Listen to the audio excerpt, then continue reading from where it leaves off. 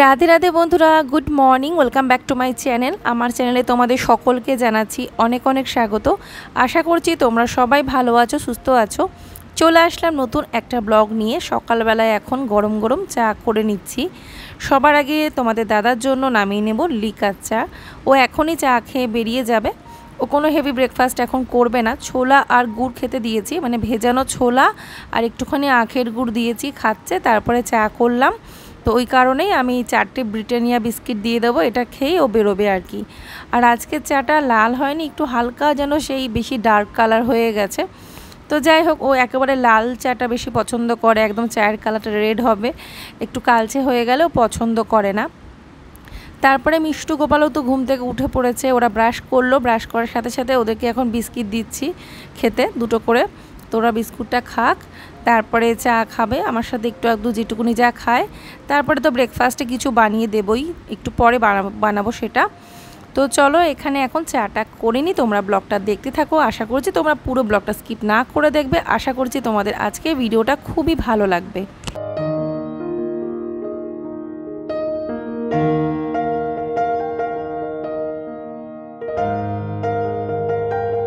তো গরমকালে চায়ে আমি সাধারণত আদা আমি ইউজ করি না, আদা আমি দিই না, কিন্তু আজকে বড্ড ইচ্ছে হলো একটু আদা আর এলাচ দিয়ে চা খেতে। তার জন্য একটা এলাচ আর একটুখানি আদা আমি থেতো করে আজকে চায়ে দিয়েছি, যেটাতে কিন্তু দারুণ ফ্লেভারটা এসেছে।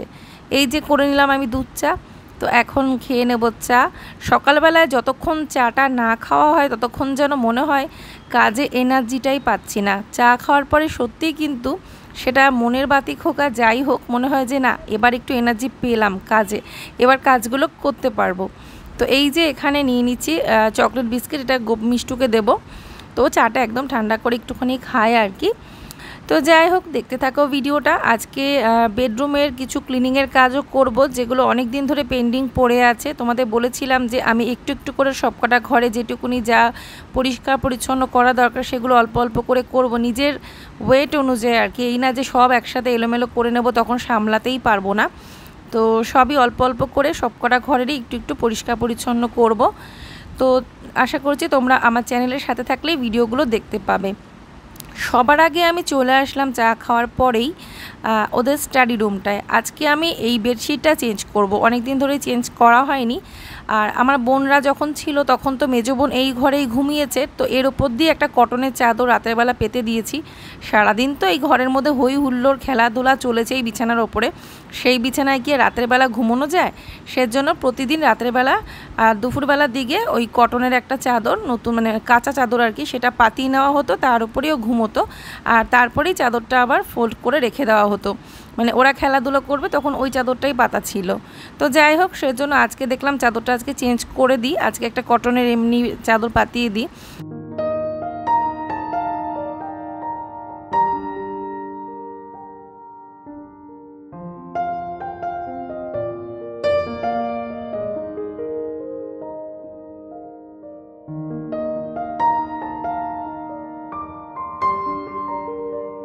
তো কটনের চাদর অনেকবার কাচার পরে কিন্তু কালারটা ফেড হয়ে যায়, যেটা কিন্তু এই চাদরটারও হলো আর কি। বিশেষ করে যে সমস্ত মানে যে কটা বেডশিট আমি অনলাইন থেকে কিনেছি সেই সব কটার কালারই কিন্তু একটু হলেও ফেড হয়ে গেছে। হয়তো গরম জলে অনেক সময় কেচেছি তার জন্যও হতে পারে, তবুও কটন তো কটন। তো আজকে আমি মেশিনটাকে এই ঘরে আনছি, কিছু জিনিস সেলাই করতেই হবে। যেমন এই মুহূর্তে আমার কিছু কুশন কভার আমি সেট করতে গিয়ে দেখি কুশন কভারের কোনাগুলো ছিঁড়ে গেছে, সেলাই খুলে গেছে। তো দেখলাম যে না, আর দেরি না করে এক্ষুনি আমি কাজটা সেরে নিই। তো সেলাই করতে বসে যে কটা জিনিস সেলাই করা আপাতত মোটামুটি হাতের সামনে ছিল, করে নিয়েছি। আর এই যে বিছানা চাদরটা পাতালাম তারই কিন্তু পিলো কভারটাও ছেঁড়া দেখতে পাচ্ছি, মানে ছেঁড়া বলতে সেলাই খুলে গেছে। তো সেটা সেলাই করে নিলেই আবার সেই গোটা হয়ে যাবে।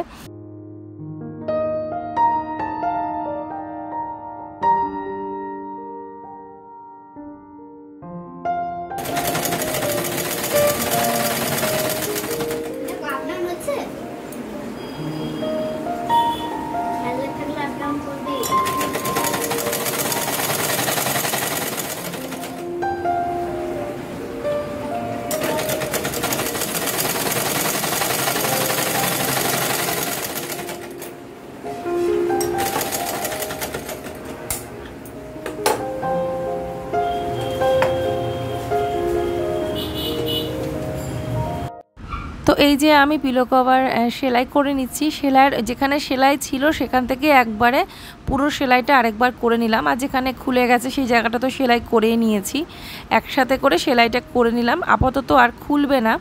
তো কোনো জিনিস ছিঁড়ে গেছে বলে এই না যে সেটাকে ফেলে দিতে হবে বা বাতিল করে দিতে হবে, তার কারণ যেটা সেলাই খুলে যায় সেটা সেলাই করে নিলেই হয়ে যায়। হ্যাঁ, কোনো কিছু হয়তো ছিঁড়ে গেল, ফেসে গেল, সেটা আলাদা ব্যাপার, সেটা হয়তো পচে গেলে কাপড়টা নরম হয়ে গেলেই হয়, কিন্তু এছাড়া সেলাই খুলে গেল মানেই এই না যে জিনিসটা ছিঁড়ে গেছে। তো এই ক্ষেত্রে আমরা সেলাই করে নিলেই কিন্তু জিনিসটা আবার ব্যবহার করা যায়। আর আমার মনে হয় মধ্যবিত্ত পরিবারে আমরা এভাবেই সমস্ত জিনিস ব্যবহার করি, আর এইভাবেই মনে হয় চলা উচিত।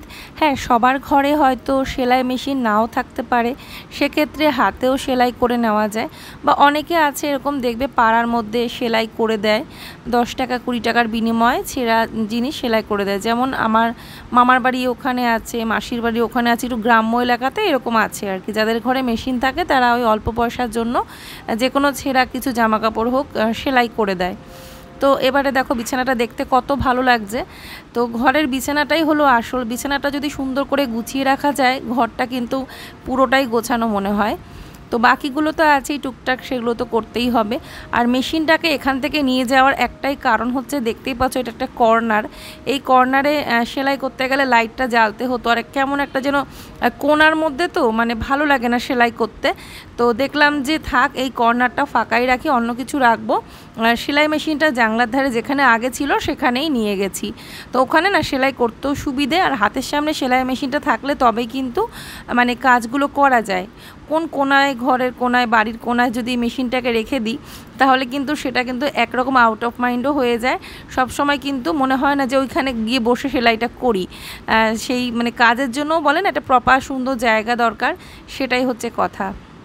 আর এমনি তো এটা বেডরুম, এখানে ধরো ঘুমিয়ে থাকতে পারে সবাই, কেউ ঘুমোতে পারে বা নিরিবিলি বিশ্রাম করতে পারে কেউ, সেখানে তো আর গিয়ে সেলাই করা যায় না। তো সেজন্য যেই কমন রুম যেটা, যেখানে কেউ ঘুমোচ্ছে না সব সময় বা বিশ্রাম করে না, যেখানটা মানে সব সময় একটা ঘরটা ব্যবহার করা যাচ্ছে, সেখানেই মেশিনটা রাখাটাই আমি বেটার মনে করলাম। তো এখানে দেখলাম ওদের জামা কাপড়ের বাস্কেটটা আপাতত রেখে দিই, পরবর্তীকালে ইচ্ছে আছে কয়েকদিনের মধ্যে একটা আলনা কিনবো, কারণ একটা ছোট আলনা ঘরে রাখা আমার মনে হয় দরকার। তো আমার হাজব্যান্ডকেও বলেছি, ও তো বলছিল সেদিনই যেতে, যে তাহলে চলো আজকেই কিনে দিচ্ছি। আমি বললাম যে না, দাঁড়াও দুদিন দেখি, তারপর একটু দুদিন পরে যাচ্ছি। তো যাই হোক, ও তো বলে ওরকম, তারপর নিজেই ব্যস্ত হয়ে যায়, দিয়ে আর নিজেই সময় পায় না। তো এখানে এই যে ওদের জামা কাপড়ের বাস্কেটটা রেখে দিলাম, আর এখানে দেখো ওদের খাবার কিন্তু আমি মাঝখানে করে নিয়েছি, সেটার ভিডিও করিনি, পাস্তা করেছি, ওরা পাস্তা খেতে চাইছিল তো পাস্তা করে দিলাম। আর আমি আর পাস্তা খাবো না, মা খেয়েছে ছাতু দিয়ে চিড়ে দিয়ে আর বাতাসা দিয়ে জল দিয়ে মা খেয়েছে, ঠাকুরের প্রসাদ যেটা ঠাকুরকে ভোগ দিয়েছিল সেটাই মা খেয়েছে। তো মাকে বললাম মা আর কিছু খাবে না। এখানে ওদেরকে হাওয়া দিচ্ছি, তার কারণ হচ্ছে কারেন্ট অফ হয়ে গেছে, এখন 10টা 15-20 মতো বাজে, তো কারেন্ট নেই, আমার বাচ্চাগুলো খাবে কি করে, তার জন্য হাওয়া দিচ্ছি।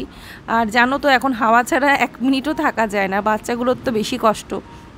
আর তার মধ্যে যদি খাবারের সামনে বসে কারেন্টটা চলে যায় না, তখন সত্যিই খেতে ইচ্ছে করে না।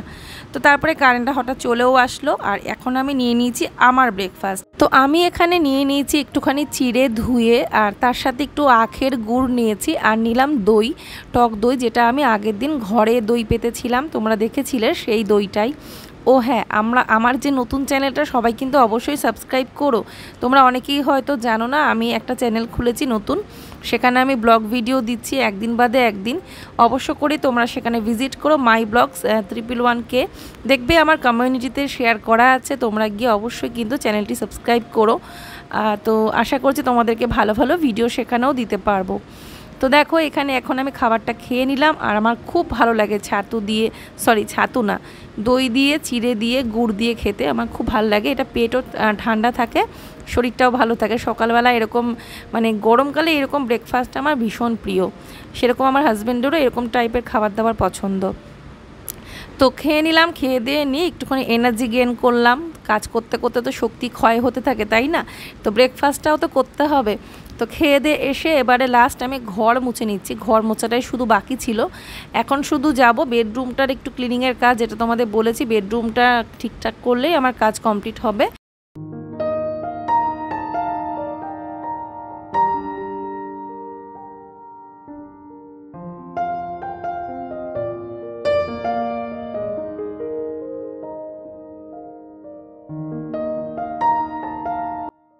তো সকালবেলার দিকে এই সমস্ত কাজগুলো কিন্তু কোনো দিনই আমি বাদ দিই না। তো আমার মনে হয় না কেউই বাদ দেয় সকালবেলায় ঘরদোর পরিষ্কার পরিচ্ছন্নের কাজ করা। এটা মানে ঘরে লক্ষ্মীশ্রী বজায় রাখার জন্য এগুলো কিন্তু অবশ্যই দরকার।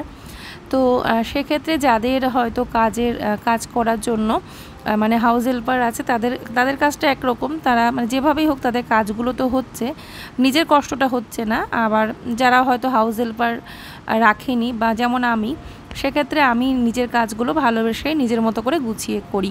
তো এখানে মেশিনটা এরকম রেখেছি, পাশে ওদের খেলনার একটাকেও কোনো রকম ঠেসে টুসে একদম সেট করে দিয়েছি। এখানে গোপাল খেলা করছে, ও স্নান হয়ে গেছে। তো চলো এবারে আমি চলে আসলাম বেডরুমে। তো বেডরুমটা আজকে একটু পরিষ্কার পরিচ্ছন্ন করে তারপরে গোছাবো। তবে নতুন করে একটু টুকটাক পরিবর্তন করব, যেমন এই কার্টেনগুলোকে আমি চেঞ্জ করব, কিন্তু কেন করছি না তার কারণ তোমাদের দাদা বলেছিল এই ঘরটা একটু কালার করবে। তো সেজন্য দেখলাম যে তাহলে কালারটা হয়ে যাক, তারপরেই না হয় কার্টেনগুলো চেঞ্জ করব। মানে তারপরে কালারের পরে সেই অনুযায়ী কার্টেনগুলো লাগাবো। কিন্তু তারপরে সেই প্ল্যানটা আবার একটুখানি মানে চেঞ্জ হলো, কারণ আমরা অন্য কিছু পরিকল্পনা করছি। এই ঘরটা মানে সেটা না যেটা হবে তখন তোমরা দেখতেই পাবে, আগে থেকে কিছু বলছি না, মানে একটা জিনিস নিয়ে দোমনার মধ্যেই আছি। তো সেই কারণেই কালার করব করেও আমারও হাত দিচ্ছে না ঘরে আর কি। তো যাই হোক, চলো এখন তো এখনকার কাজগুলো করি, তবে পরবর্তীকালে কি হচ্ছে না হচ্ছে সেগুলো তো তোমরা যখন হবে দেখতেই পাবে। আর তো চলো এখন আমি বিছানা চাদরটা চেঞ্জ করছি, করে খাটটাকে একটু মুছে নেব। আর এই বিছানা চাদর চেঞ্জ করার সাথে সাথেই আমি খাটটা সেদিনই সাথে সাথে একটু মুছে নিই। তবে হ্যাঁ, আমার মনে হয় এটা প্রতিদিন যদি মুছে নেওয়া যায় সব থেকে ভালো, না হলে অন্তত একদিন দুদিন বাদে বাদে খাটটাকে একটু মুছে নেওয়া দরকার। সেটা কাঠের খাট হোক, লোহার হোক কিংবা স্টিলেরই হোক না কেন, ধুলো কিন্তু একটা পড়েই। কাঠে যেমন ধুলো পড়লে কাঠের গ্লেসটা কেমন একটা হয়ে যায়, নষ্ট হয়ে যায়, গ্লেস থাকে না। ধুলো পড়তে পড়তে যে কোনো জিনিসই তাই, ধুলো পড়তে পড়তে তার গ্লেস কিন্তু নষ্ট হয়ে যাবেই। সেটা যত দামি খাটই হোক না কেন, সব কিছুরই একটা ক্লিনিংয়ের দরকার আছে, মেনটেনেন্সের দরকার আছে। তো যাই হোক, খাটটাকে পুরো মুছে নিয়েছি। এবারে আমি নতুন বলতে কাঁচা বেডশিট পাতিয়ে দিচ্ছি। তো আমি এই কটনের যে গ্রিন কালারের বেডশিটটা দেখবে বেশি পাতাই, কারণ এটা আমার এত ভালো লাগে। আর গ্রিন কালারটা না আমার ভীষণ পিসফুল লাগে। অ্যাকচুয়াল গ্রিন কালারটাই পিসফুল, কিন্তু ঘরে আমি গ্রিন কালার করিনি কেন, তার কারণ দেওয়ালে যদি গ্রিন কালার করা হয় তাহলে ঘরে আলোটা খেলে না, তার জন্যই। কিন্তু না হলে কিন্তু গ্রিন কালার আমার ভীষণ প্রিয়। সে কারণে আমি কার্টেন মানে পর্দা, বিছানার চাদর এগুলো সবুজ ব্যবহার করতে বা কিনতে ভালোবাসি। তো যাই হোক, চলো বিছানা চাদরটা পাতিয়ে নিলাম। এবারে দেখো গোপাল আমাকে হেল্প করে দিচ্ছে। ও বলছে, ও আমাকে বলছিল যে আমি বললাম তোকে এগুলো করতে লাগবে না, কাজ করতে লাগবে না, আমি করে নিতে পারবো। দিয়ে বলছে না তোমার একজন হেল্পিং হ্যান্ড দরকার আমাকে বলছে। তো ওর জন্য হেল্প করে দিল। তো এই বালিশটাকে ও পুরো রেডি করেই দিল, বালিশের কভারটা পুড়ে।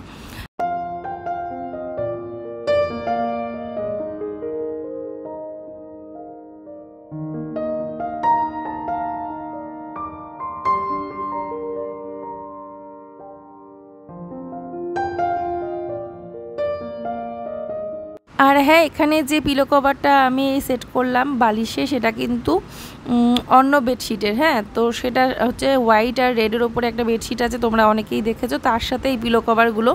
আর গ্রিন কালারের বেডশিটের সাথে যে পিলো কভারগুলো, ওটা আসলে আমি অলরেডি ইউজ করেছি বলে সেটা অন্য বালিশে অলরেডি রাখা আছে, বালিশের মধ্যে পোড়া আছে, তার জন্য সেগুলো আর আনতে পারিনি। সে কারণে বাই কালারে রেড কালারে পিলো কভারগুলো লাগিয়ে দিয়েছি। তো বেশ ভালো লাগছে কিন্তু, দেখো রেড কালারটা গ্রিনের সাথে। তো সেই জন্য দেখলাম নতুনত্ব একটা লুক চলে এসেছে।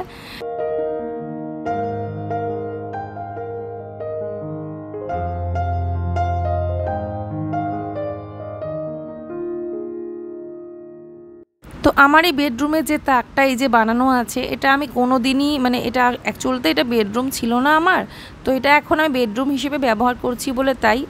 তো যাই হোক, এই রুমে যে তাকটা বানানো হয়েছে এটা আমার কোনো দিনই ইচ্ছে ছিল না। এটা মিস্ত্রিদের মানে বেশি বুদ্ধিমানের কাজ, মানে মিস্ত্রিরা বলেছিল, তোমাদের দাদাও বলেছে ঠিক আছে বানিয়ে দাও, ভালো লাগবে। এখানে টিভি রাখবে বলে এটা বানিয়েছিল, দুখানা এরকম শেলফ, তার উপরে একটা চওড়া জায়গা। তবে এটা থাকাতে কিন্তু আমার মনে হয় ঘরে একটা গ্যাঞ্জাম বেড়েছে। যেমন এখানে প্রচুর জিনিস রাখা হয়, সেই সমস্ত জিনিসগুলো সরিয়ে প্রতিদিন তো আর এরকম করে পরিষ্কার করা হয় না। দীর্ঘদিন জিনিসগুলো থাকতে থাকতে তারপরে একটা ধুলো পড়বেই। তো সেটাই হয়েছে, দীর্ঘদিন জিনিসগুলো নামানো হয়নি, তো সে কারণে ধুলো পড়ে এরকম অবস্থা হয়েছে। আজকে সব নামালাম, যেগুলো ইউজ করবো না সব বাদ দিয়েছি, যেগুলো লাগবে না। তারপরে এখন আমি লাইন করে নিচ্ছি পেপার দিয়ে।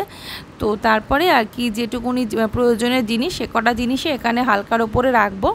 আর এটা কোনো মানে শৌখিন জিনিসপত্র রাখার জন্য না, এই তাকগুলো প্রয়োজনীয় কিছু জিনিসপত্রই এখানে রাখা হয়। তো সেটাই আর কি। আর যেটাই এখানে রাখবো ধুলো তো পড়বেই, তো সেজন্য শৌখিন কোনো কিছু রাখার প্রশ্নই আসে না। আর এমনি তো দরকারি জিনিসপত্র রাখার জন্য তো জায়গার দরকার, তো সেটাই আর কি। তো এই তাকগুলো আপাতত এইভাবেই ব্যবহার করি। এখানে কিছু ডায়েরিজ আছে, আর তার সাথে ওই আয়রনটা রাখবো, লাইটটা মানে যেটা চার্জার লাইট কিনে এনেছে সেটা রাখবো। তো এইভাবে মানে গুছিয়ে নেব। তবে আমি তোমাদেরকে পুরো লুকটা আজকে ভিডিওটা দেখাবো না, ভিডিওতে যে আমি আরও কি রাখছি, কারণ এখানে আরও একটা যেটা সবার ওপরে যে শেলফটা সেটাকেও পরিষ্কার করে সব নামিয়েছি, অনেকটা চওড়া জায়গা, তো পুরোটা সুন্দর গুছিয়ে তারপরে তোমাদের দেখাবো। আসলে আমার আর সময় হয়ে ওঠেনি, এই কাজগুলো করতে করতে অনেকটাই বেলা হয়ে গিয়েছিল, তাই জন্য রান্নাটাও আমি সেরকম কিছু করিনি। তো রান্নার আসলে কোনো চাপ ছিল না, যেহেতু তোমাদের দাদা বাড়িতে নেই, আর ওদের জন্য একটু পনির করলেই হয়ে যায়। আর আমি আর মা ভাবছিলাম যে সেদ্ধ দিয়েই খেয়ে নেব। তো পনিরটা সবার মতোই রান্না করেছিলাম, একটাই তরকারি করেছি, বাকি সেদ্ধ দিয়েছিলাম, সেটা তোমাদের লাস্টে ভিডিওতে দেখিয়ে দেবো। তো আপাতত ওদিকটা গুছিয়ে নিয়েছি, পুরো লুকটা তোমাদের নেক্সট ডে বা আরেকটা ব্লগে দেখিয়ে দেবো। আর বাকি এখানে যেরকম রোজকার ক্লিনিং, পরিষ্কার পরিচ্ছন্ন করা, একটু ধুলোবালি মুছে নেওয়া, সেটা করে নিচ্ছি আর কি। এগুলো মুছে তারপরে ঝটপট ঘরটা মুছে নিলে আমার কাজ কমপ্লিট হয়ে যাবে। আর ওদিকে কিন্তু এদিকে যেমন আমি কাজ করছি, আরেকদিকে কিন্তু আমি ভাতটাও বসিয়ে দিয়ে এসেছি, যাতে আমার এই কাজটা করতে করতে ভাতটা ওদিকে হয়ে যায়। সেদ্ধ ভাত বসিয়ে দিয়ে এসেছি, ভাতের মধ্যে উচ্ছে সেদ্ধ আলু সেদ্ধ দিয়ে। তো এই আর কি। তো চলো ঘরটা মুছি, লাস্টে দেখিয়ে দেবো লাঞ্চে কী আছে আজকে।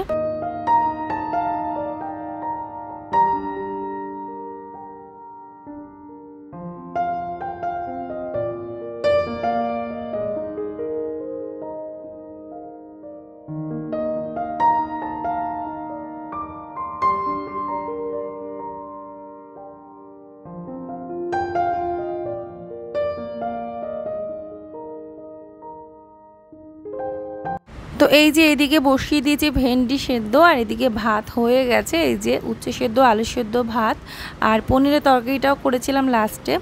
তো আজকে রান্নাবান্না কিছু শেয়ার করার মতো ছিলও না, একা হাতে কাজ করতে গেলে কোনো হাউস হেল্পার ছাড়া, তাহলে একটু বুদ্ধি খাটিয়ে একটু মানে সুন্দর গুছিয়ে কাজগুলো করে নিলে কিন্তু সময় মতো সব কাজ হয়েও যায়। তো এই যে পনির তরকারি করেছি, আর ভেন্ডিগুলোকে একটু কাঁচা সর্ষের তেল মাখিয়ে নিয়েছি লবণ দিয়ে। তো ভিডিওটা এখানে এড করলাম, ভালো লাগলে অবশ্যই লাইক করবে, শেয়ার করবে, কমেন্ট করবে, সাবস্ক্রাইব করবে। সবাই তোমরা ভালো থাকবে। রাধে রাধে।